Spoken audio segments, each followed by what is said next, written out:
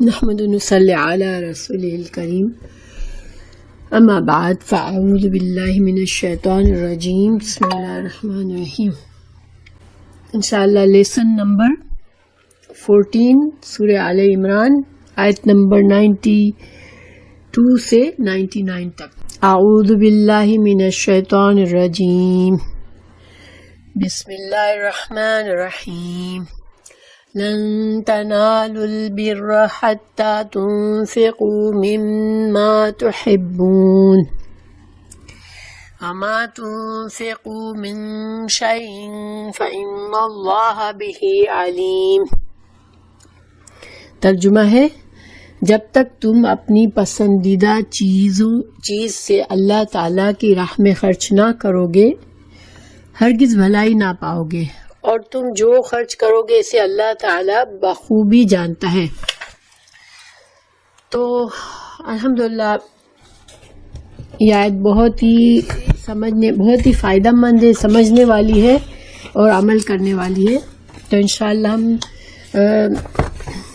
پہلے لفظی ترجمہ کرتے ہیں اس کا، پھر اس آیت کو سمجھنے کی کوشش کرتے ہیں. اللہ تعالیٰ نے فرمایا لن، ہرگز نہیں، تنالو، نالا یا نالو سے پہنچنا، کسی چیز تک پہنچنا، تم نہیں پہنچ سکتے. البرا، بر کیا ہوتی ہے؟ نیکی کرنا، نیک بننا، بھلائی کرنا، اچھا برتاؤ کرنا. اس میں سارے معنی آتے ہیں. احسان کی حد تک کچھ کام کرنا وہ بھی بر ہے. حتی، یہاں تک کہ تنفقو، تم خرچ کرو. اس من اور ما ہے، یہ مما، اس میں سے جو تحبون حبا سے حبابا، حب کہتے ہیں محبت. تحبون، تم محبت رکھتے ہو، یعنی تم ہرگز نیکی کو نہیں پہنچ سکتے، نیکی کے اعلیٰ درجے کو نہیں پہنچ سکتے جب تک کہ تم خرچ کرو، یعنی خرچ نہ کر لو جب تک تم اس میں سے جس سے تم محبت کرتے ہو. اپنی محبوب چیزوں میں سے اگر کوئی چیز خرچ نہیں کرتے اللہ کی راہ میں، جب تک تمہیں نیکی کے صحیح اچھے بلند درجے تک تم نہیں پہنچ پاؤ گے. وما، اور جو کچھ تم خرچ کرو، من شیء، کسی بھی چیز میں سے، فإن اللہ، تو بے شک اللہ تعالیٰ، بہی، ساتھ اس کے، علیم، بے شک اللہ تعالیٰ جانتا ہے. یعنی انسان اگر اپنی پسندیدہ چیز اٹھا کے اللہ کے نام پر دے دے گا تو یہ نہیں کہ اس نے اپنی اتنی پیاری چیز ضائع کر دی، نہیں. اللہ سبحانہ تعالیٰ سب دیکھ رہا ہے اور اللہ کے پاس ہمارے اعمال جمع ہو رہے ہیں. تو اس آیت کو ہم سمجھتے ہیں مزید. لن تنالو، یہ لن کس لیے آیا ہے؟ تاکید کے لیے آیا ہے، یعنی کہ تم ہرگز نہیں، تنالو پہنچو گے، پاؤ گے، تم ہرگز نہیں پالو گے، تم ہرگز نہیں پہنچو گے، تم ہرگز نہیں حاصل کر سکتے ہو. کس چیز کو؟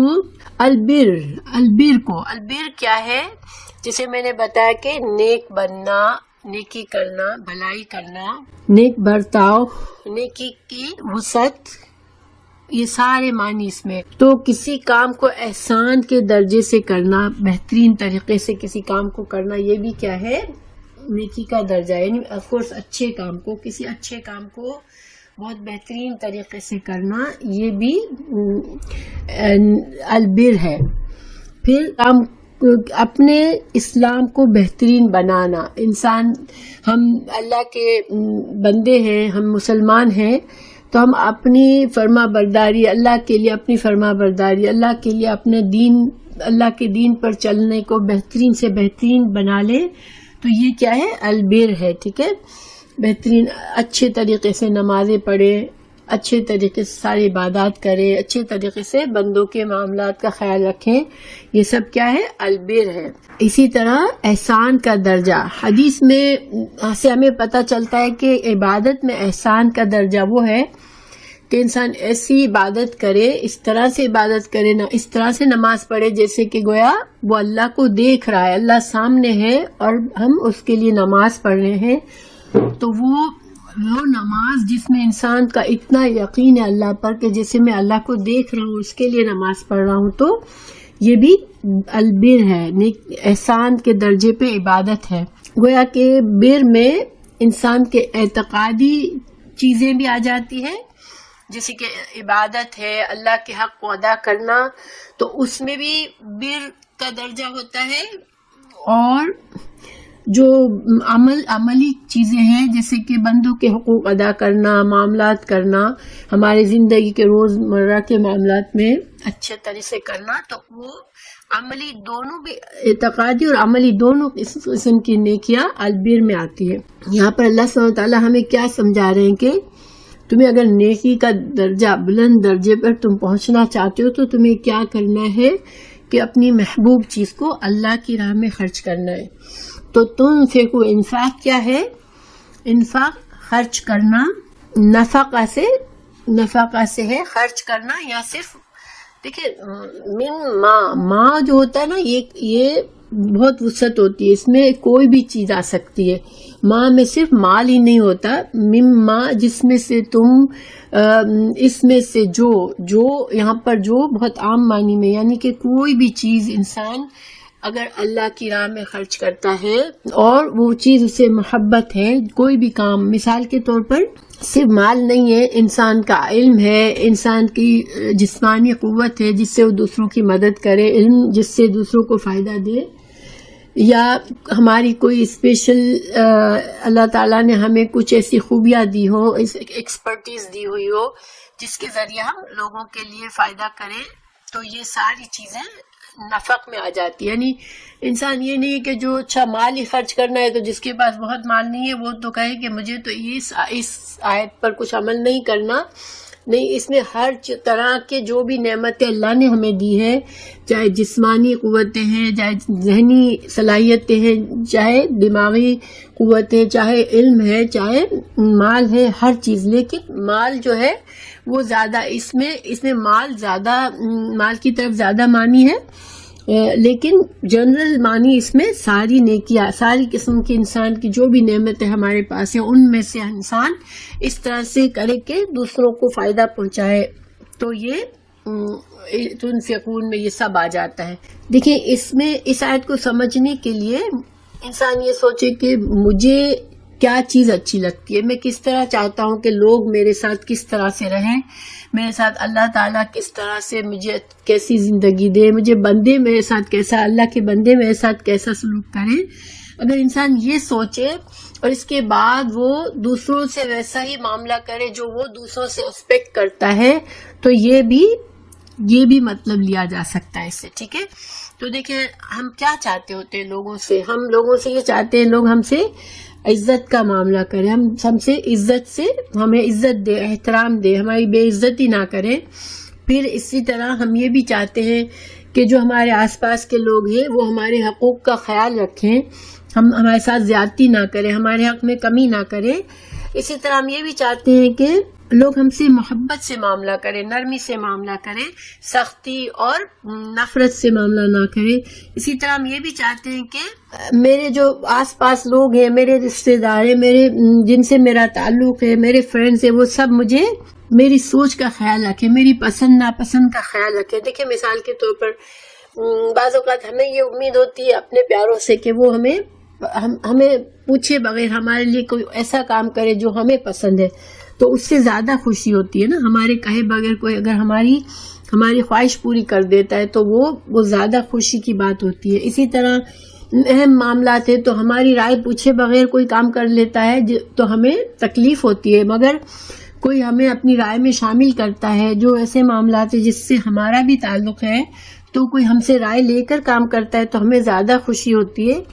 تو اسی طرح یہ ساری باتیں ہم چاہتے ہیں اپنے لیے، ہر انسان یہ باتیں چاہتا ہے کہ مجھے اس طرح سے میرے ساتھ معاملہ کیا جائے. مگر پھر ہمیں یہاں اس آیت سے ہمیں یہ پتہ چلتا ہے کہ ہمیں پھر اپنے آپ سے پوچھنا ہے کہ کیا میں لوگوں سے اسی طرح کرتا ہوں یا کرتی ہوں جس طرح سے میں چاہتی ہوں. چاہے سامنے والے نے میرے حقوق ادا کیے یا مجھے ایسا سلوک کیا یا نہیں، مگر کیا میں نے اپنی طرف سے لوگوں سے ایسا معاملات کیا؟ اگر میں ایسا کرتی ہوں تو پھر میرا معاملہ اللہ کے نزدیک احسان والا معاملہ ہے، اللہ سبحانہ تعالیٰ کے نزدیک یہ میرا نیکی والا معاملہ ہے، اگر میں اپنے آس پاس کے لوگوں سے اس طرح سے احتیاط سے معاملہ کرتی ہوں۔ تو دیکھیں ہمیں تو اپنے اعمال کا بدلہ ملنا ہے۔ اگر جہاں تک دنیا میں تو خیر انسان کو یہ ہوتا ہے کہ جو میرے ساتھ جیسا کرے میں ویسا کروں، اور اس میں کوئی برائی نہیں ہے، ٹھیک ہے، انسان ظاہر ہے کہ جو انسان آپ کے ساتھ بدتمیزی کرتا ہے اس کی بہت عزت تو کرنا مشکل ہوتا ہے، لیکن انسان اللہ نے اجازت دی ہے کہ جیسا ہمارے ساتھ کوئی زیادتی کرے تو اس حد تک ہم زیادتی کر سکتے ہیں، لیکن اگر ہم احسان کا رویہ کریں اور ہم وہ رویہ ان کے ساتھ کریں جو ہم چاہتے ہیں کہ ہم سے کیا جائے، تو یہ البر ہے، یہ نیکی ہے، ٹھیک ہے، اور یہ احسان کا درجہ ہے، اور جو اللہ سبحانہ تعالیٰ کے نزدیک بہت پسندیدہ ہے۔ یہ ساری چیزیں اس بر میں یہ چیزیں شامل ہیں۔ حدیث ہے، رسول اللہ صلی اللہ علیہ وسلم نے فرمایا، حضرت انس رضی اللہ عنہ نے یہ روایت کی ہے، بخاری کی حدیث ہے، کہ تم میں سے کوئی اس وقت تک مومن نہیں ہو سکتا جب تک کہ وہ جو اپنے لیے چاہتا ہے وہی اپنے مسلمان بھائی کے لیے چاہیے، یعنی کہ اصل میں بر اور نیکی کا معاملہ لوگوں سے کرنا یہ ایمان کا حصہ ہے۔ تو جس حد تک ہم لوگوں سے بر اور نیکی سے معاملہ کریں گے انشاءاللہ ہمارا ایمان بڑھے گا، کیونکہ ایمان جو ہے اس میں یہ کنڈیشن ہے، ایمان کے جز ہے، اور ایمان کے جز میں ایک یہ بھی ہے کہ ہم وہ اس طریقے سے دوسرے مسلمانوں سے تعلق کریں جیسے کہ ہم اپنے لیے پسند کرتے ہیں، ٹھیک ہے، تو یہ سارے مفہوم اس میں ہے۔ تو اگر ہم اس کو مالی انفاق سمجھ لیں کہ مال خرچ کرنے کی بات اگر سمجھ لیں یہاں پر، تو مال میں سے اپنی قیمتی چیز ہمیں دینی ہے۔ جیسے دیکھیں ہمارے پاس بہت سی چیزیں ہوتی ہیں نا، اور ہمیں بعض اوقات ہم جو کچھ چیزیں اتنی پسند ہوتی ہے کہ ہم ان کو لوز کرنا گوارا نہیں کرتے، ہمیں یہ ہوتا ہے کہ یہ چیزیں ہمارے پاس ہمیشہ رہے۔ تو اپنے مال میں سے ایسی کوئی چیز اللہ کے لیے صدقہ کرنا، تو یہ یہاں پر ہم سے کہا جا رہا ہے کہ ایسی چیز کوئی اللہ کے لیے خرچ کرو جس سے تمہیں بہت محبت ہے۔ کیوں ہم ایسا کریں؟ کیونکہ دیکھیں جنت جو ہے وہ ہمارے اعمال، اللہ سبحانہ تعالیٰ آخرت میں ہمارے ساتھ جو معاملہ کیا جائے گا وہ ہمارے دنیا کے اعمال کے مطابق ہوگا۔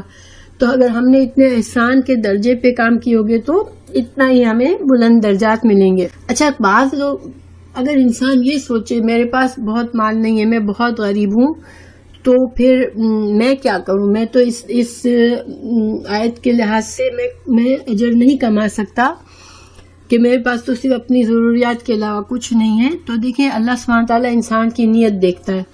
اگر ایک انسان غریب ہے، فقیر ہے، بہت ہی کچھ بھی نہیں اس کے پاس، مگر اس کے دل میں تڑپ ہے کہ کاش میرے پاس کوئی ایسی چیز آئے جو میں اللہ کے لیے خرچ کر دوں، اللہ کے نام پر خرچ کر دوں، تو چاہے وہ چھوٹی سے چھوٹی چیز بھی اگر وہ دیتا ہے تو وہ اللہ تعالیٰ اس کو بہت زیادہ بڑا چڑھا کر اس کو اجر دیتا ہے۔ مثال کے طور پر اگر ایک غریب آدمی ہے، وہ صرف ایک کھجور کسی کو کھلا دیتا ہے، مگر اس کی نیت اتنی زیادہ اچھی ہے کہ اللہ میرے اس صدقے کو قبول کرے اور اللہ تعالیٰ مجھے اس سے بہترین اجر دے، اور وہ جو ہی ہے وہ جو اس کے پاس ابھی ایک کھجور کے سوا وہ کسی کو کچھ اور نہیں دے سکتا، تو اللہ سبحانہ تعالیٰ اس کے اس صدقے کو کہیں زیادہ پسند کرتا ہے کہ ایک امیر آدمی بہت زیادہ مال خرچے مگر اس کے دل میں یہ ہو کہ مجھے لوگ بھی پسند کریں، میں اس کے اندر تھوڑی ریاکاری بھی آ جائے کہ لوگ بھی مجھے میری تعریف کریں کہ میں بہت شقی ہوں۔ تو اللہ سبحانہ تعالیٰ کو ایسے خرچ سے نسبت ایک نیت، خالص نیت کے ساتھ چھوٹا سا خرچ جو ہے وہ زیادہ پسند ہے۔ اگر ہم کچھ بھی نہیں کر سکتے تو لوگوں سے مسکرا کر ملے، لوگوں کو اس طرح سے ویلکم، گرم جوشی سے ملے کہ لوگ ہم سے مل کے اچھی فیلنگ حاصل کرے، لوگ خوش ہو جائیں۔ دیکھیں ایک انسان کا موڈ خراب ہے، منہ پھلا کے انسان پھر رہا ہے، تو اس کو صرف چہرہ دیکھ کے ہی ہمیں اذیت ہوتی ہے۔ ہم گھر میں اگر ہیں، کسی کے ساتھ ہیں، کوئی فرینڈ ہے، کوئی رشتہ دار ہے، اب جب دیکھو جب ان کا منہ پھلا ہوا ہوتا ہے اور موڈ خراب ہوتا ہے تو خالی اس کے موڈ کو چاہے وہ ہمیں کچھ کہے نہ، مگر وہ بس چہرے کے تاثرات سے ہی دل خراب ہوتا ہے۔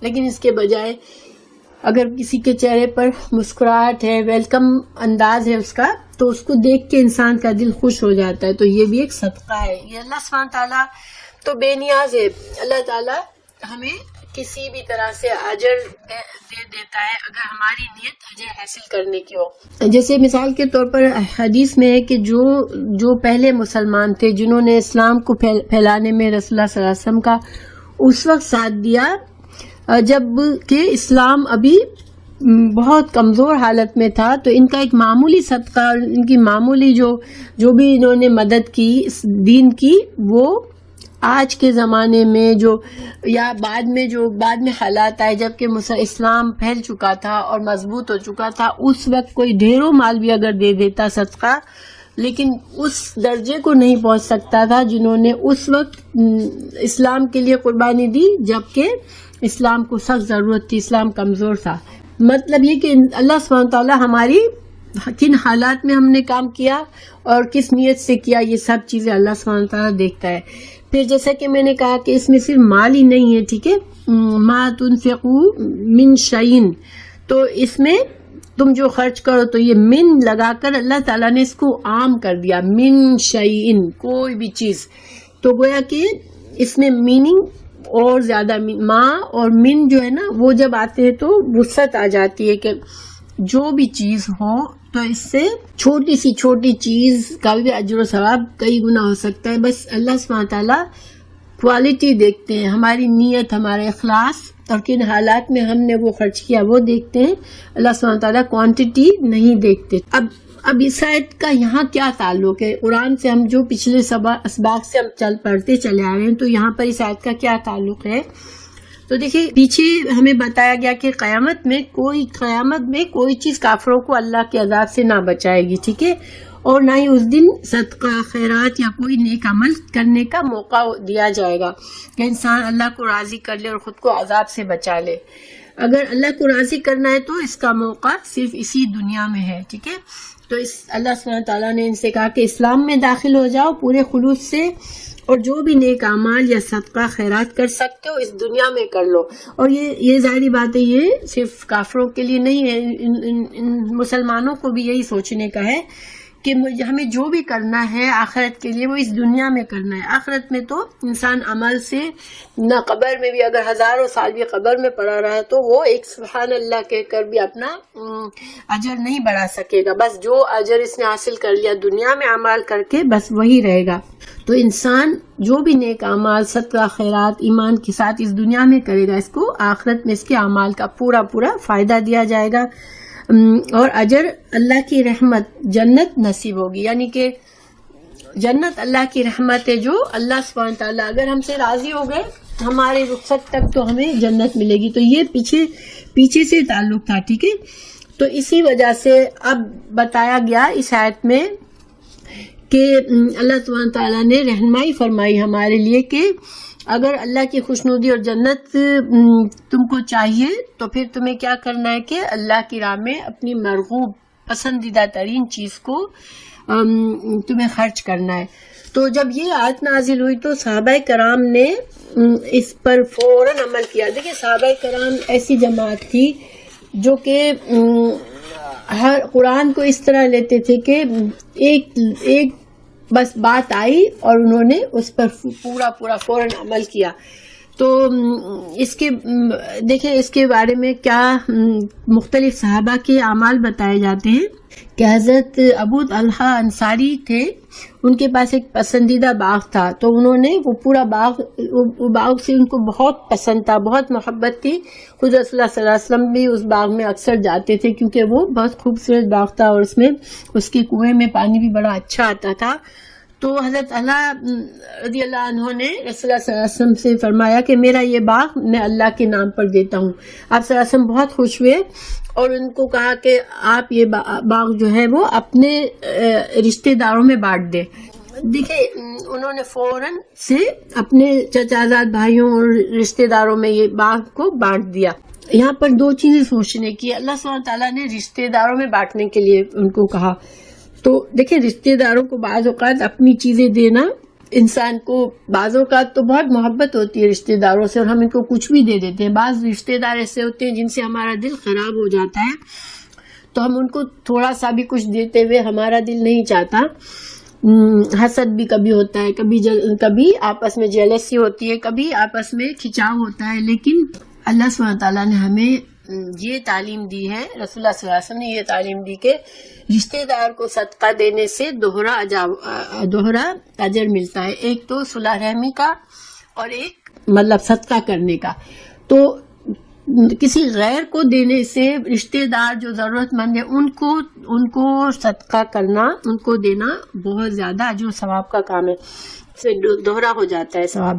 تو حضرت ابو طلحہ نے فوراً اس باغ کو اپنے رشتہ داروں کو دے دیا. اسی طرح عبداللہ بن عمر نے حضرت عبداللہ بن عمر رضی اللہ عنہ نے اپنی پسندیدہ لونڈی کو آزاد کر دیا. اس لونڈی کو بہت پسند کرتے تھے, لیکن جب یہ آیت سنی تو انہوں نے کہا کہ میرے پاس کچھ اور تو نہیں مگر اس لونڈی سے مجھے بہت پیارے, تو میں اس کو آزاد کرتا ہوں اللہ کے راہ میں. اسی طرح حضرت زید بن حارثہ نے اپنا پسندیدہ گھوڑا دے دیا رسول اللہ صلی اللہ علیہ وسلم کو. تو رسول اللہ صلی اللہ علیہ وسلم نے اس گھوڑے کو حضرت زید بن ثابت کے بیٹے کو گفٹ کیا. تو حضرت زید بن ثابت کو تھوڑا سا دل میں پریشانی ہوئی کہ لو میں نے تو اللہ کی راہ میں دیا تھا اور رسول اللہ صلی اللہ علیہ وسلم نے تو اس کو میرے بیٹے ہی کو دے دیا, تو پھر میرا اجر تو نہیں ملے گا مجھے, کیونکہ یہ تو میرا ہی بیٹا ہے. مگر رسول اللہ صلی اللہ علیہ وسلم نے بتایا کہ رشتہ داروں کو دیجیے. حضرت رسول اللہ صلی اللہ علیہ وسلم نے ان کو بتایا کہ اللہ نے آپ کا صدقہ قبول کر لیا. تو سبحان اللہ, اللہ سبحانہ تعالیٰ یہ نہیں ہے کہ انسان کو اپنی چیز لوز بھی کرے اور اس کو کوئی فائدہ بھی نہیں ہو. دیکھیں اللہ تعالیٰ نے فرمایا کہ جب تم کچھ بھی خرچ کرتے ہو, کچھ بھی کرتے ہو, تو اللہ تو جانتا ہے, گویا کہ ہماری قربانی رائے گا نہیں جاتی. ٹھیک ہے, ہمیں اللہ پر بھروسہ کرنا چاہیے اور جب بھی کوئی نیک کام کرے پوری تسلی سے کرے کہ ہم اگر محنت کر رہے ہیں, ہم اپنے آپ کو کھپا رہے ہیں یا ہم اپنے مال کو خرچ کر رہے ہیں اللہ کی رضا کے لیے, تو انشاءاللہ اللہ ضرور قبول کرے گا. اور اگر جب ہم اس سے ایک اور فائدہ کیا ہوتا ہے کہ جب ہم اپنی کوئی پسندیدہ چیز قربان کرتے ہیں تو اس اللہ کی رضا کے لیے تو ہمارا ایمان بڑھتا ہے. ٹھیک ہے, انسان آپ نے دیکھا ہوگا جب ہم کوئی نیک کام کرتے ہیں تو بڑی دل میں خوشی ہوتی ہے, اللہ سے قربت محسوس ہوتی ہے. تو کوئی اپنی پسندیدہ ترین چیز جب ہم اللہ کی راہ میں دیں گے تو اسی حد تک ہمارا ایمان بھی بڑھے گا, اور جتنا ایمان زیادہ ہوگا, جتنی اللہ سے ہمیں محبت ہوگی, اتنا انشاءاللہ اللہ سبحانہ تعالیٰ ہم سے محبت کرتے ہیں اور ہمارا اللہ سے تعلق مضبوط ہوتا ہے. تو اللہ تعالیٰ ہمیں سمجھنے کی توفیق دے کہ ہم اپنی چیزوں کو پکڑ کر نہ بیٹھے, کیونکہ ہمیں نہیں پتہ ہمیں کب اس دنیا سے رخصت ہونا ہے. تو جو کچھ ہم نے اس دنیا میں اللہ کی رضا کے لیے دے دیا وہی اصل میں ہمارا مال ہے, وہی ہمیں کام آئے گا آخرت میں. ہم جس مال کو دنیا میں پکڑ کر بیٹھتے ہیں, ہمیں نہیں پتہ ہم کب رخصت ہو جائیں گے, تو وہ مال ہمارے کوئی کام کا نہیں ہے, وہ پھر ہمارے وارثوں کے مال ہو جائے گا. یہ سارا اس کا وہ ہے. لیکن سوال یہ پیدا ہوتا ہے کہ کیا اللہ تعالیٰ صرف ایسی صدقے کو پسند کرتا ہے جو ہمیں بہت پسند ہو, اور کیا ہم اپنے پاس بعض اوقات ہمارے پاس بہت سی ایسی چیزیں ہوتی ہیں جو کہ ہماری ضرورت سے زائد ہوتی ہیں مگر اچھی چیزیں ہوتی ہیں, کسی کے کام آنے والی چیزیں ہوتی ہیں, تو کیا ہم اس کو صدقہ کر سکتے ہیں؟ تو ہاں, ہم اس کو بھی صدقہ کر سکتے ہیں. یہاں تک کہ ہم اپنی استعمال شدہ چیز بھی اگر کسی کے لیے فائدہ مند ہے تو ہم اس کو بھی اللہ کی راہ میں دے سکتے ہیں, اس کا بھی اجر ثواب ہے. مگر یہاں پر ایک اعلیٰ درجہ بتایا گیا. ٹھیک ہے, کہ ہم ایک اعلیٰ نیکی کا اعلیٰ درجہ بتایا گیا. لیکن چیزوں کو گھر میں جمع کیا ہوا ہے, بہت ساری چیزیں پڑی ہیں اور کبھی استعمال نہیں ہوتی, اب ان کو پکڑ کے بیٹھے ہیں کہ ٹھیک ہے کبھی کام آ جائے گی. اس سے بہتر ہوتا ہے کہ انسان کے سامنے کوئی ایسی صورت نظر آئے کہ ہاں یہ کام یہ میری چیز کسی کے کام کی ہے تو اس کو دے دے انسان. کیونکہ ہماری ایک نیکی کے اللہ تعالیٰ نے فرمایا ہے قرآن میں کہ صدقہ جو ہم کرتے تو ایک کا 10 گنا اجر ملتا ہے, اور ڈیپینڈ کرتا ہے کہ 700 گنا تک بھی پہنچ جائے اجر, اور اس سے بھی زیادہ. اٹ آل ڈیپینڈس کہ ہماری نیت کتنی زیادہ خالص ہے, ہم نے کن حالات میں کیا. اس لحاظ سے اللہ تعالیٰ ایک کام کا درجہ 700 اور 700 سے زیادہ تک بھی بڑھا دیتا ہے. تو انشاءاللہ اللہ سبحانہ تعالیٰ ہمیں توفیق دے کہ ہم دنیا کی چیزوں کی محبت میں اپنا پکڑ کے نہ بیٹھے کہ ہماری آخرت آ جائے, ہم دنیا سے رخصت ہو جائے اور ہماری چیزیں, ہمارا مال ہمارے کوئی کام نہ آئے. ٹھیک ہے. اچھا, اب اگلی آیت ہے کلو, ہر چیز, ہر اطعام, کھانے, تمام کھانے, کانا تھے, حلن حلال, بنی اسرائیل, بنی اسرائیل کے لیے بھی تمام وہ کھانے حلال تھے جو مسلمانوں کے لیے حلال ہے, الا مگر ما جو حرما حرام کیا, اسرائیل علیہ السلام. اسرائیل کون تھے؟ حضرت یعقوب علیہ السلام.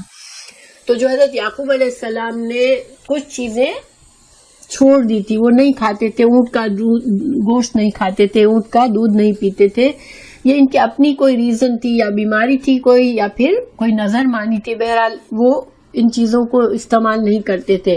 تو ما حرما اسرائیل علی نفسہ, اپنی ذات پر, من قبلی, اس سے پہلے, ان یہ کہ تنزل, نازل کی گئی, التورات, تورات کے نزول سے پہلے بنی اسرائیل پر بھی, بنی اسرائیل نے جو بنی اسرائیل یعنی کہ حضرت یعقوب علیہ السلام نے جو اپنی ذات پر یہ چیزیں, کچھ چیزیں روک لی تھی, نہیں کھاتے تھے, تو وہ تورات کے نزول سے پہلے تھا, کیونکہ تورات تو بہت بعد میں نازل ہوئی تھی نا. حضرت یعقوب علیہ السلام تو حضرت ابراہیم کے پوتے تھے, لیکن حضرت موسیٰ علیہ السلام تو بہت بعد میں بنی اسرائیل میں پیدا ہوئے.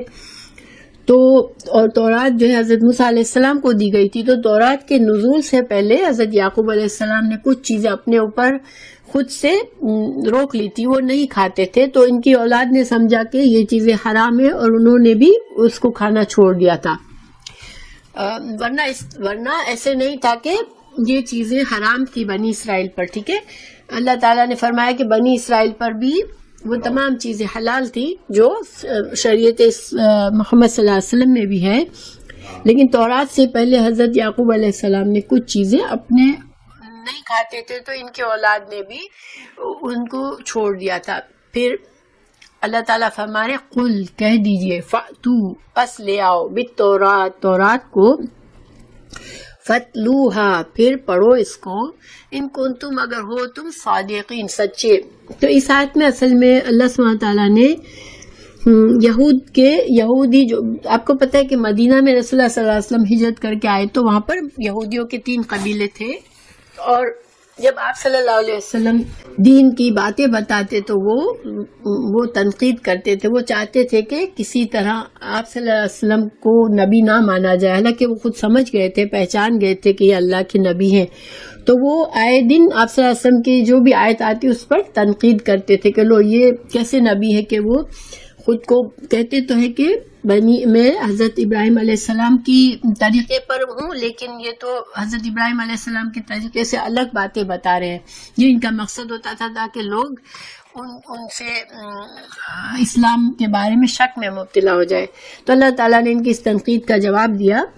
اللہ تعالیٰ نے یہاں پر بتایا کہ ان کا یہ دعویٰ جو یہ کرتے ہیں کہ ملت ابراہیمی, یعنی رسول اللہ صلی اللہ علیہ وسلم ان کو بتاتے تھے کہ میرا جو دین ہے وہ حضرت ابراہیم علیہ السلام ہی کے طریقے کا ہے. اور ملت ابراہیم سے کیا مطلب ہے کہ ملت جو ہے, خیر انشاءاللہ میں ملت کو بعد میں سمجھاؤں گی انشاءاللہ, کیونکہ آگے بھی آ رہا ہے یہ. تو بہرحال یہودیوں نے تنقید کی آپ صلی اللہ علیہ وسلم پر کہ آپ صلی اللہ علیہ وسلم تو یہ دعویٰ کرتے ہیں کہ یہ ملت ابراہیمی سے ہے, تو پھر اونٹ کا گوشت اور دودھ تو آپ کی شریعت میں کیوں حلال ہے, کیونکہ یہ چیزیں تو حضرت ابراہیم اور یعقوب علیہ السلام کے زمانے سے حرام آ رہی ہے, اور تورات میں بھی یہ حرام ہے. گویا کہ یہ لوگوں سے اس طرح سے ظاہر کرتے تھے کہ آپ صلی اللہ علیہ وسلم نے جو اونٹ کا گوشت اور اونٹ کا دودھ حلال بتایا اس اپنی شریعت میں, اور ساتھ ساتھ دعویٰ بھی یہ کرتے ہیں کہ میں حضرت ابراہیم علیہ السلام کی شریعت پر ہی ہوں, تو حضرت ابراہیم علیہ السلام کے ملت پر ہی ہوں. تو پھر یہ چیزیں تو بہت حضرت ابراہیم علیہ السلام کے زمانے سے حرام آ رہی ہے, تو اب اچانک سے کیسے یہ چیزیں حلال ہو گئی, یہ ان کا مطلب تھا. ٹھیک ہے. تو اللہ تعالیٰ نے ان کے اعتراض کا جواب دیا کہ تمہارا یہ دعویٰ جھوٹا ہے, اگر تم اپنے اس دعوے میں سچے ہو تو تورات کو لاؤ اور پڑھ کر بتاؤ کہ کہاں تورات میں لکھا ہوا ہے کہ بنی اسرائیل پر تورات کے نزول سے پہلے بھی یہ چیزیں حرام تھی. یعنی کہیں سے تو تم کو دلیل ہونی چاہیے, تم کہاں سے یہ بات لا رہے ہو. اللہ سبحانہ تعالیٰ نے ان کو ان کے اوپر اعتراض کیا اور حقیقت بتائی کہ حقیقت یہ ہے کہ یہ چیزیں شروع سے حلال ہیں. حضرت یعقوب علیہ السلام نے ان کا استعمال چھوڑ دیا تھا کسی ذاتی سبب سے. ہاں اللہ تعالیٰ نے کچھ چیزیں تورات سے پہلے حلال تھیں، ٹھیک ہے، لیکن بنی اسرائیل پر چونکہ بطور سزا ان پر کچھ حلال چیزیں حرام کر دی تھی. مطلب کیا ہوا کہ شروع سے حضرت ابراہیم علیہ السلام کے زمانے سے جو چیزیں حلال تھی ان میں سے کچھ چیزیں بنی اسرائیل پر حرام کر دی گئی تھی تورات میں. کیونکہ ان کو سزا دی گئی تھی. اللہ تعالیٰ نے ان کے برے رویے اور ان کی سرکشی کی وجہ سے وہ چیزیں ان پر حرام کی تھی. تو یہ ہمیں کہاں سے پتہ چلتا ہے؟ سورہ الانعام میں اور سورہ النساء، سورہ انعام کی آیت نمبر 146 اور سورہ النساء کی آیت نمبر 160 میں اللہ تعالیٰ نے بتایا ہمیں ان کو بطور سزا اللہ نے سخت کر دی ان کی شریعت. دیکھیں یہودیوں کی شریعت مسلمان اسلام کی شریعت سے بہت زیادہ سخت تھی. ان کے اوپر جو احکامات تھے وہ بہت ہی زیادہ اسٹرکٹ تھے ہم سے.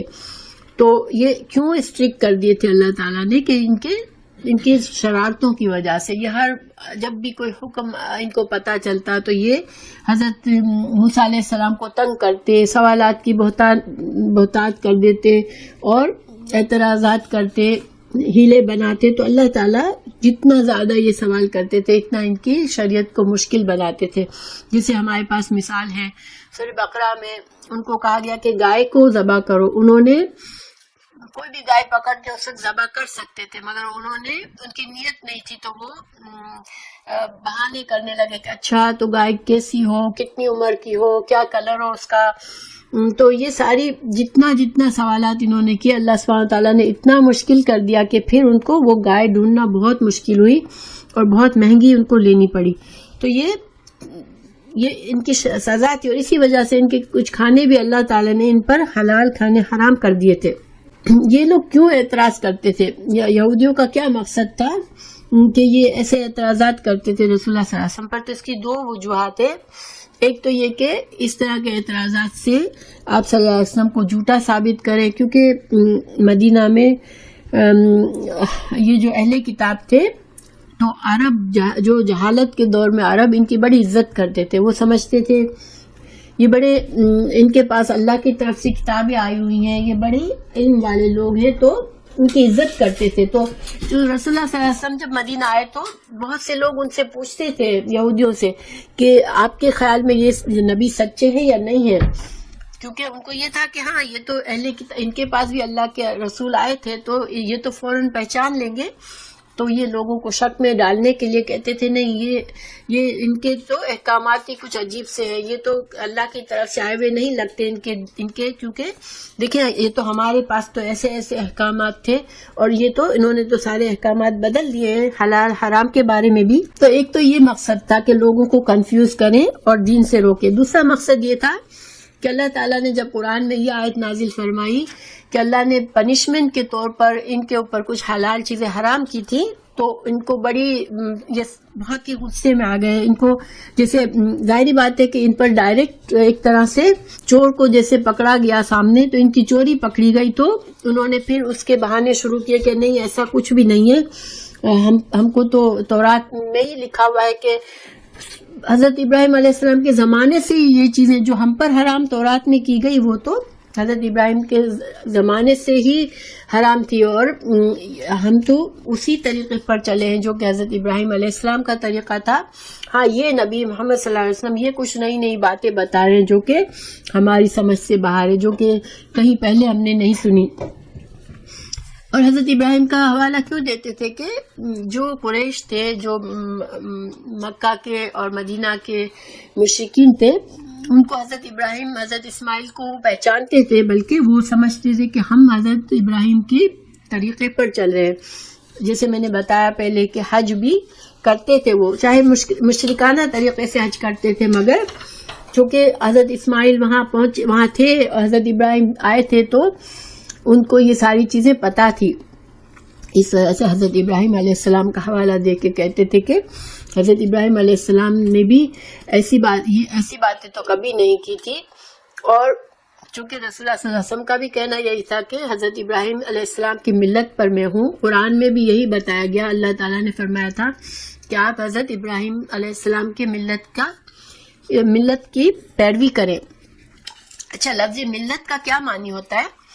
دیکھیں، دین جو ہے وہ اللہ کا دین ہے، ٹھیک ہے، اللہ کی طرف سے. لیکن لفظ ملت وہ ہوتا ہے کہ جب پیغمبر کو اللہ تعالیٰ جو طریقہ بتاتا ہے کہ اس طرح سے رہ کر، اس طرح سے باتیں سمجھا کے، جو تفصیل ہے دین کی تفصیل جو پیغمبر کرتا ہے اپنے عمل سے لوگوں کے لیے نمونہ بنتا ہے، اس کو ملت کہتے ہیں پیغمبر کی. حضرت ابراہیم کی ملت کا کہنے سے کیا مقصد ہوتا ہے؟ اللہ تعالیٰ نے رسول اللہ صلی اللہ علیہ وسلم سے فرمایا کہ آپ ملت ابراہیمی کی پیروی کریں. تو مطلب یہ کہ حضرت ابراہیم اتنے زیادہ یکسو تھے اللہ کے لیے کہ وہ اللہ کے لیے بڑی سے بڑی قربانی نے کبھی سوچا تک نہیں، بس جو حکم آیا کر دیا. اللہ نے فرمایا چھوٹے سے بچے کو، ابھی پیدا ہوا ہے، چھوٹا سا ہے، اس کو اس کی ماں کو تم صحرا میں چھوڑ کے آ جاؤ. تو مکہ کے صحرا میں چھوڑ کے آ گئے. اللہ صلی اللہ تعالیٰ نے فرمایا اپنے بیٹے کو قربان کرو، تو اپنے اکلوتے بیٹے کو قربان کرنے کے لیے تیار ہو گئے. یعنی کہ ہر موقع پر انہوں نے اللہ کے ہر حکم کو ایسے یکسو ہو کے مانا کہ ان کے پاس جیسے بالکل ان کا دھیان جیسے ہر چیز چھوڑ کے صرف اللہ کی طرف تھا. تو یہ مطلب ہے کہ ملت ابراہیمی پر چلو. یہ جب اللہ تعالیٰ نے رسول اللہ صلی اللہ علیہ وسلم سے یہ فرمایا کہ آپ ملت ابراہیمی پہ چلے، تو مطلب یہ تھا کہ دین کے لیے یکسو ہو کر چلے، اللہ کی توحید میں یکسو ہو کر چلے. ورنہ شریعت میں تو دیکھیں آپ صلی اللہ علیہ وسلم کی شریعت میں ظاہر ہے کہ ہر نبی کی شریعت میں پختگی آتی گئی وقت کے ساتھ ساتھ اور حالات کے ساتھ ساتھ. اللہ تعالیٰ نے جس زمانے کے لیے جس حد تک انسانوں کا ارتقا ہوا، انسان کی عقل میں جتنی بڑی، اس لحاظ سے اللہ تعالیٰ نے شریعت میں بھی وسعت دی. تو دین ہمارے اسلام کی شریعت کامل شریعت ہے، جو کہ تمام انبیاء کے جو بھی شریعت دی گئی ان سب کا مجموعہ ہے جیسے، یا ان کا خلاصہ ہے. تو بہرحال اللہ تعالیٰ نے آگے فرمایا فمن تو جو کوئی افطرا جو گھڑ لے علی اللہ اللہ پر الکاذب جھوٹ من بعد ذالک اس کے بعد یعنی کہ اللہ تعالیٰ نے سب بتا دیا، خلاصہ کر دیا، اس کے بعد بھی اگر کوئی اللہ پر جھوٹے دعوے کرتا ہے. اور اللہ کے پر جھوٹے دعوے ان کا کیا تھا کہ وہ اپنے حلال حرام میں خود سے طریقے بنا کر کہتے تھے کہ یہ اللہ کی طرف سے، یہ تورات میں ہے، تو یہ اللہ پر جھوٹ باندھتے تھے. تو اللہ تعالیٰ نے فرمایا کہ یہ سب کچھ اللہ نے ایکسپلین کر دیا، اس کے بعد بھی اگر کوئی جھوٹے دعوے کرتا ہے، اس سے باز نہیں آتا، تو پھر کیا ہے فَأُولَٰئِکَ تو یہ لوگ ہم الظالمون، تو یہ ظالم ہے. اور ظالم کا مطلب یہاں پر کیا ہے کہ یہ اپنی جانوں پر ظلم کر رہے ہیں، وہ اپنے لیے جہنم کے مستحق اپنے آپ کو بنا رہے ہیں، ابدی عذاب اور اللہ کے غصے کو کما رہے ہیں خود اپنے گناہوں سے. یہ مطلب ہے. قل اللہ تعالیٰ نے فرمایا آپ کہہ دیں، صدق اللہ فرمایا ہے اللہ نے، فاتبعوا تو پیروی کرو، ملت طریقے کی ابراہیم علیہ السلام کی، حنیفاً یکسو ہو کر، وما کانا اور نہیں تھے وہ، من المشرکین وہ مشرکین میں سے نہیں تھے، وہ اللہ کے ساتھ شرک نہیں کرتے تھے. تو آپ صلی اللہ علیہ وسلم کو بھی یہاں پر ملت ابراہیم کی پیروی کرنے کا حکم دیا. اور ملت کیا ہوتا ہے؟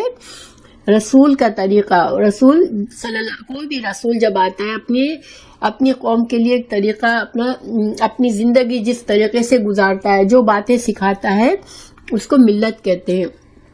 تو دین اللہ کا ہوتا ہے اور ملت کی نسبت رسول کی طرف کی جاتی ہے. جیسے آپ صلی اللہ علیہ وسلم کے اسوہ حسنہ پر آپ کے لیے، ہمارے لیے ایک نمونہ ہے. آپ کے جو اسوہ حسنہ تھے، آپ کے جو خوبصورت طریقے تھے، جس طریقے سے آپ نے زندگی گزاری، یہ ہمارے لیے ایک نمونہ ہے.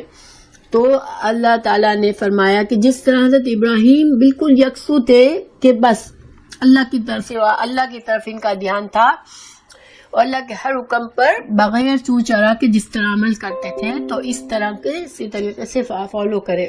وما کانا اور نہیں تھے وہ من المشرکین.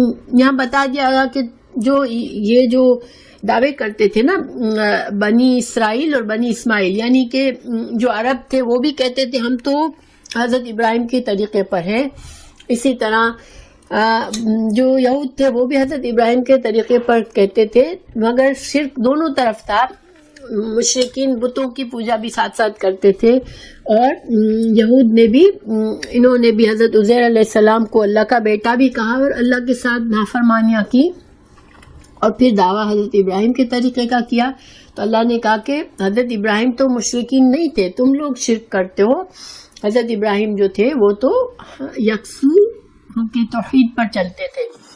پھر اللہ نے فرمایا ان بے شک اولا پہلا بیت گھر وہ دیا بنایا گیا للناس لوگوں کے لیے، للذی وہ جو ببکہ جو مکہ میں ہے، مبارکن جو باعث برکت ہے، وہدن اور ہدایت ہے، للعالمین تمام جہانوں کے لیے وہ ہدایت کا ذریعہ ہے۔ تو یہ آیات جو ہے 93 سے لے کر 96 تک انشاءاللہ اس کا خلاصہ میں آپ کو ساتھ ساتھ بتاتی ہوں، کیونکہ یہ ساری کنیکٹڈ ہیں۔ تو اللہ تعالیٰ نے ان آیات میں یہود کے کچھ اعتراضات کا جواب دیا ہے، اور آپ لوگ جانتے ہیں کہ مدینہ میں ہجرت کے بعد چونکہ مشرکین کے علاوہ یہودی بھی تھے نا، وہاں پر تو مشرکین عرب یہودیوں کا احترام کرتے تھے۔ یہ میں نے آپ کو بات بتا دی کہ مشرکین عرب جو تھے وہ یہودیوں سے دین کے بارے میں ان کی عزت کرتے تھے، اسی لیے وہ ان کا مشورہ بھی چاہتے تھے۔ یہ باتیں میں آپ کو بتائی کہ اللہ تعالیٰ نے جو اعتراضات یہود نے رسول اللہ صلی اللہ علیہ وسلم پر لگائے ان کو جواب دیا ان آیات میں۔ نمبر پھر اس کے بعد 90 یہاں پر تو اللہ تعالیٰ نے خود صدق اللہ کہو، اللہ نے سچ بات کہی تو ملت ابراہیم کی پیروی کرو۔ یہاں پر اب اس کی تفسیر باقی ہے۔ اولا بیت پہلا گھر، مکہ جو ہے خانہ کعبہ جو ہے وہ انسانوں کے لیے عبادت کا پہلا گھر ہے۔ اللہ دنیا سے دنیا کا وجود آیا، یہ پہلا عبادت خانہ یا پہلی مسجد ہے جو کہ انسانوں کے لیے بنائی گئی۔ اور یہود کا دعویٰ تھا کہ پہلا گھر جو تھا وہ بیت المقدس تھا، ٹھیک ہے، یہ بھی ایک ان کا اعتراض تھا کہ بیت المقدس جب اللہ کا پہلا گھر ہے تو وہ اس کو چھوڑ کے رسول اللہ صلی اللہ علیہ وسلم نے خانہ کعبہ کو کیسے قبلہ بنا لیا، کیوں انہوں نے اپنا قبلہ بدل لیا ہم سے، جبکہ وہ کہتے ہیں کہ ہم دین ابراہیم پر ہیں۔ تو حضرت ابراہیم کا قبلہ تو بیت المقدس تھا، تو اللہ سبحانہ تعالیٰ نے فرمایا نہیں، پہلا گھر جو عبادت خانہ بنا وہ مکہ میں ہی تھا۔ اور ہم نے سورہ بقرہ میں وہ آیت پڑھی کہ وَإِذْ يَرْفَعُ إِبْرَاهِيمُ الْقَوَاعِدَ وَإِسْمَاعِيلُ، جب حضرت ابراہیم علیہ السلام حضرت اسماعیل کے ساتھ مل کر بنیادوں کو کھڑا کر رہے تھے مکہ کی، یعنی مکہ خانہ کعبہ کی تعمیر کر رہے تھے۔ تو دیکھیں اس آیت سے یہ پتہ چلتا ہے کہ جو بیت المقدس ہے، جو خانہ کعبہ ہے، اس کی پہلی تعمیر حضرت ابراہیم علیہ السلام نے نہیں کی، کیونکہ اللہ تعالیٰ نے فرمایا کہ بنیادیں نہیں بنائی، بنیادوں پر دیواریں بنائی تھی انہوں نے، گویا کہ خانہ کعبہ کی بنیادیں پہلے سے موجود تھی۔ تو وہ دیواریں جو ہے خانہ کعبہ جو ہے وہ اصل میں اللہ تعالیٰ نے جب سے زمین پیدا کی ہے اس وقت سے خانہ کعبہ کو اللہ کی زمین پر عبادت خانہ بنایا۔ اس کو سب سے پہلے فرشتوں نے بنایا، پھر اس کے بعد آدم علیہ السلام نے بنایا، اور پھر حضرت ابراہیم علیہ السلام نے اس کی قواعد، اس کے بنیادوں کو، چونکہ وہ مٹ چکی تھی، عمارت ہٹ چکی تھی وقت کے ساتھ ساتھ، تو حضرت ابراہیم علیہ السلام کو بتایا گیا کہ یہ یہاں پر آپ کھودے تو بنیادیں نکل آئی تھی، اور ان بنیادوں پر حضرت ابراہیم علیہ السلام نے خانہ کعبہ کی دیواریں بنائی تھی۔ تو گویا کہ سب سے پہلا گھر جو ہے وہ مکہ ہے، وہ مکہ نہیں، بیت کیا کہتے ہیں، خانہ کعبہ ہے۔ اور جو یہودی جو دعویٰ کر رہے ہیں کہ بیت المقدس پہلا گھر ہے، تو یہ صحیح نہیں ہے۔ رسول اللہ صلی اللہ علیہ وسلم کی حدیث بھی موجود ہے، آپ صلی اللہ علیہ وسلم سے حضرت ابو ذر رضی اللہ عنہ نے پوچھا کہ یا رسول اللہ کون سی مسجد ہے کہ زمین پر سب سے پہلے بنائی گئی؟ تو آپ نے فرمایا کہ مسجد الحرام۔ تو حضرت ابو ذر نے پوچھا کہ اس کے بعد کون سی مسجد؟ تو آپ نے فرمایا کہ مسجد اقصیٰ، مسجد اقصیٰ جو ہے وہ بعد میں بنائی گئی۔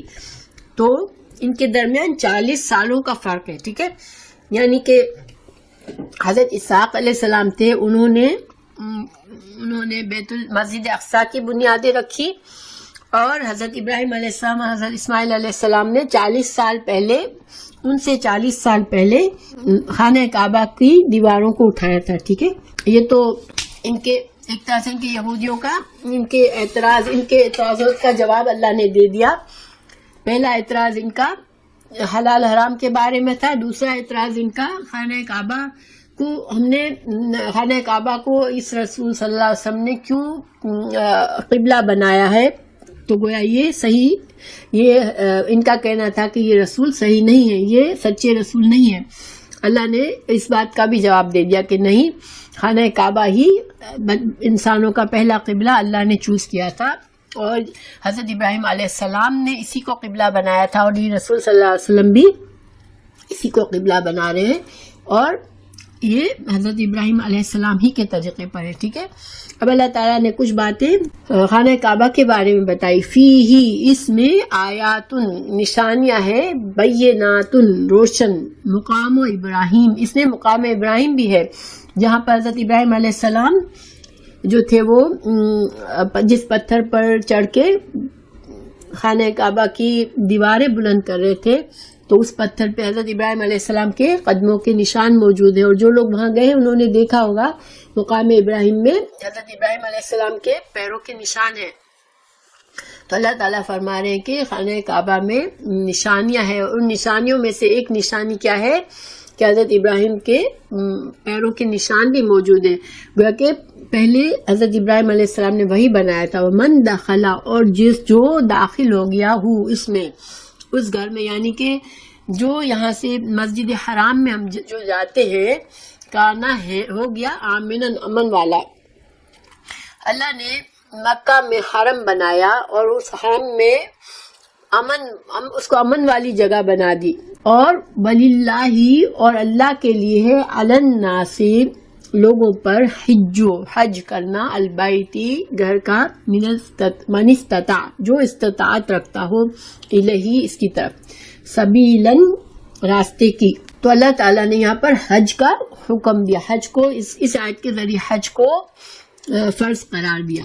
ومن کفر, اور جو کفر کرے گا, فإن اللہ, تو بے شک اللہ تعالیٰ, غنی, بے پرواہ ہے, عن العالمین, تمام جہان والوں سے. تو یہاں پر کچھ باتیں ہمیں پتہ چلتی ہے. پہلی بات یہ کہ خانہ کعبہ جو مسجد حرام ہے اور جو حرم کا علاقہ ہے, وہ سب کیا ہے, امن والا ہے. اور یہ امن کی ہمیں, یہ حضرت ابراہیم علیہ السلام نے دعا کی تھی.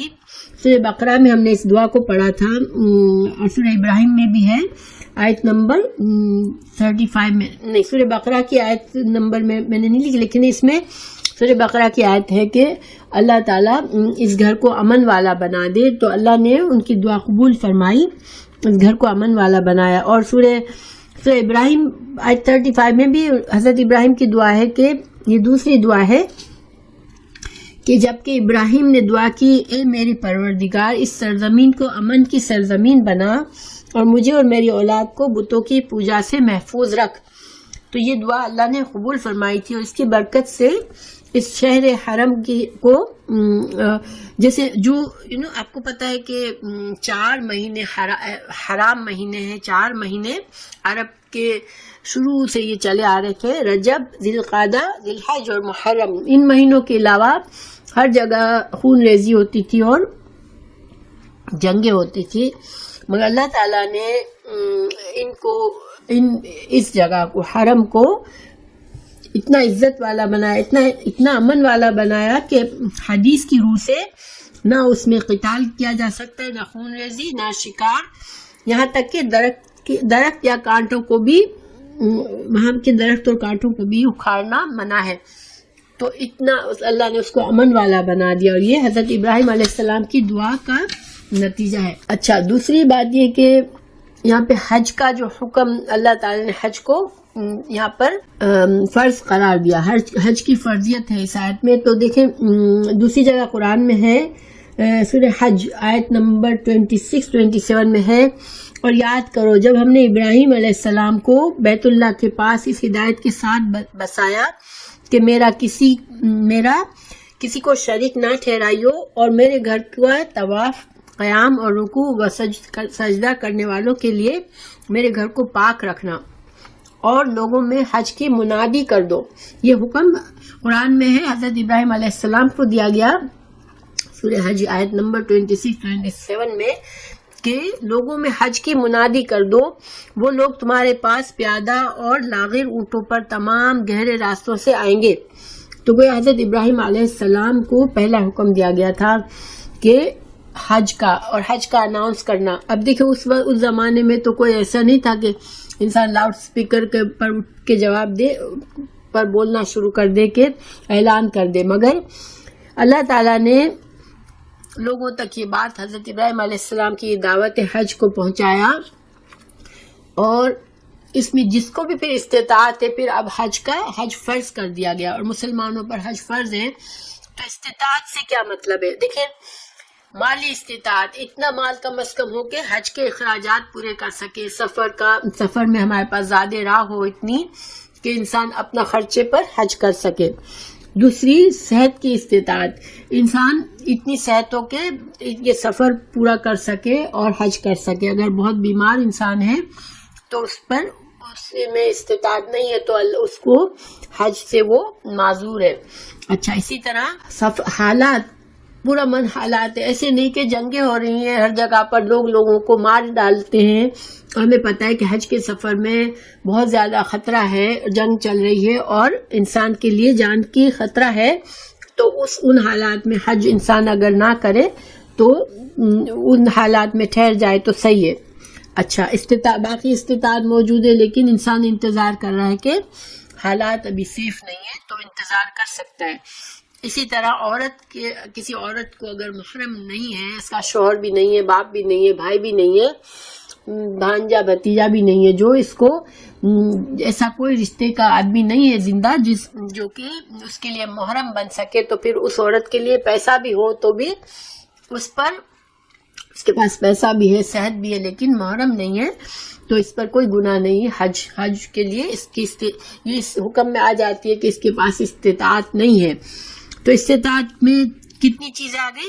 مالی استطاعت، جسمانی استطاعت، حالات اس قابل ہو کہ انسان کر سکے حج، اور عورت کا محرم موجود ہو. یہ ساری سہولتیں ہیں، ساری چیزیں ہیں. تو پھر انسان کے لیے حج اگر نہیں کوئی کرتا تو اس پر کفر کا دعویٰ کیا گیا کہ جو اس کے انتظار کرتا ہے، یعنی اس سے انکار کرتا ہے تو پھر اللہ غنی ہے عالمین سے، اللہ کو پرواہ نہیں ہے. اللہ نے تمہیں حکم دیا، اب تم اللہ کا صاف حکم نہیں مانتے ہو اور اپنے آپ کو اس عبادت سے محروم کرتے ہو تو اللہ کو پھر پرواہ نہیں ہے. یہ ایک طرح سے بہت وعید ہے، سخت ایک طرح سے دھمکی ہے ان لوگوں کے لیے جس کے پاس ساری استطاعت موجود ہے اور وہ حج نہیں کرتے. حدیث میں بھی ایسی حدیثیں بھی ملتی ہے جس سے ہمیں پتہ چلتا ہے کہ ایسے آدمی کے لیے سخت وعید ہے جو کہ حج کے بالکل قابل ہے، اس کے پاس سب چیزیں موجود ہیں اور وہ پھر بھی حج نہیں کر رہا. اور یہاں پر اس آیت کا جو سیاق و سباق سے اگر ہم دیکھیں تو یہودیوں پر ایک طرح سے یہ حج کا حکم ان آیت کے ساتھ رکھا گیا تاکہ یہودیوں کے جو اعتراضات تھے کہ یہ خانہ کعبہ کو انہوں نے کیوں قبلہ بنا لیا، تو اللہ تعالیٰ نے حضرت ابراہیم علیہ السلام کے واسطے سے بتا دیا کہ حضرت ابراہیم علیہ السلام کے زمانے سے یہ خانہ کعبہ کا حج کا طریقہ چل رہا ہے. تو اس شریعت میں بھی اللہ نے اس کو قائم رکھا ہے، گویا کہ رسول اللہ صلی اللہ علیہ وسلم اسی طریقے پر ہے جس پر حضرت ابراہیم علیہ السلام تھے، کیونکہ یہودیوں کا اعتراض تھا کہ یہ حضرت ابراہیم علیہ السلام کے طریقے سے ہٹ کر ہے. اور یہ کہنے سے ان کا مقصد یہ ہوتا تھا کہ ان کو پتا تھا کہ جو عرب لوگ ہیں وہ حضرت ابراہیم کے طریقے پر اگر ثابت ہو گیا یہ نبی صلی اللہ علیہ وسلم اس طریقے پر ہے تو عرب جلدی مسلمان ہو جائیں گے، اس لیے وہ کہتے تھے نہیں یہ حضرت ابراہیم کا طریقہ نہیں ہے. تو اللہ سبحانہ تعالیٰ نے حج کے حکم کے ساتھ حضرت ابراہیم علیہ السلام کی بات رکھ دی کہ حضرت ابراہیم علیہ السلام کو پہلے حکم دیا گیا تھا حج کا. ٹھیک ہے، پھر قل کہہ دیجئے یا اہل الکتاب، اے اہل کتاب، لما کیوں تکفرون تم کفر کرتے ہو بآیت اللہ اللہ کی آیت کے ساتھ، واللہ اور اللہ تعالیٰ شہید گواہ ہے علی اوپر ما تعملون تم جو کرتے ہو. گویا کہ ان کو سمجھایا بھی جا رہا ہے اور ایک طرح سے ڈانٹا بھی جا رہا ہے کہ تم یہ ساری حرکتیں کر کے کیوں تم کفر کر رہے ہو، تم کیوں اس نبی صلی اللہ علیہ وسلم پر ایمان نہیں لاتے ہو، جبکہ تم جانتے ہو کہ یہ سچے نبی ہے، اور تم جھوٹے تم بہانے کر کے خود بھی انکار کرتے ہو اور لوگوں کو بھی روکتے ہو۔ اللہ تعالیٰ سب کچھ دیکھ رہا ہے تمہارے رویوں سے، اور یہ ایک دھمکی ہوتی ہے کہ اللہ دیکھ رہا ہے، مطلب یہ کہ اللہ تمہیں اس کا بدلہ، اس کا عذاب دے گا، اس کا گناہ تمہارے لیے لکھا جا رہا ہے۔ قل یا اہل الکتاب، اے اہل کتاب، آپ ان سے کہیں کہ اے اہل کتاب، لما، کیوں تم تصدون، تم روکتے ہو، عن سبیل اللہ، اللہ کے راستے سے، من، جو آمنا، جو ایمان لائے، تبغونہا، تم تلاش کرتے ہو، عوجن، کوئی ٹیڑھ، وانتم، اور تم، حالانکہ تم شہداء، تم گواہ ہو، وما اللہ، اور نہیں اللہ، بغافل، غافل، عما، اس سے جو تم عمل کرتے ہو۔ یہاں پر ان سے کہا گیا کہ تم کیوں لوگوں کو روکتے ہو، اہل کتاب، آپ اہل کتاب سے کہو، رسول اللہ صلی اللہ علیہ وسلم سے فرمایا گیا اہل کتاب سے کہو کہ تم اللہ کے راہ سے لوگوں کو کیوں روکتے ہو اور ان میں عیب ٹٹولتے ہو، حالانکہ تم خود گواہ ہو، اللہ تعالیٰ تمہارے اعمال سے بے خبر نہیں ہے۔ یہاں پر صاف لفظوں میں ان سے کہہ دیا گیا کہ تم بہانے بنا کر اور جھوٹے اعتراضات کر کے لوگوں کے دلوں میں شک ڈالتے ہو اور لوگوں کو ایمان لانے سے روکتے ہو، خود بھی ایمان نہیں لاتے ہو، حالانکہ تم گواہ ہو، تم جانتے ہو، تمہیں تورات میں تمہارے یہ ساری چیزیں موجود ہیں جس سے تم پہچان گئے ہو اس نبی کو، لیکن پھر بھی تم یہ نہ صرف خود انکار کرتے ہو بلکہ ٹیڑھا پن ڈھونڈتے ہو، اللہ کی آیات میں تم نکتہ چینی کرتے ہو اور رسول اللہ صلی اللہ علیہ وسلم کی تعلیمات پر اعتراض کرتے ہو، اور اس طرح کر کے تم اور لوگوں کو بھی شک میں ڈالتے ہو اور ایمان سے روکتے ہو۔ تو اللہ تمہاری یہ ساری حرکتیں دیکھ رہا ہے، اللہ غافل نہیں ہے۔ اور یہاں پر ایک اور دھمکی آ گئی کہ اللہ سب کچھ دیکھ رہا ہے، اور تم یہ جو کچھ کر رہے ہو تو تم اس کا ضرور تمہیں عذاب ہوگا، تمہیں کچھ جواب دینا پڑے گا۔ تو الحمدللہ ہمارا لیسن مکمل ہوا۔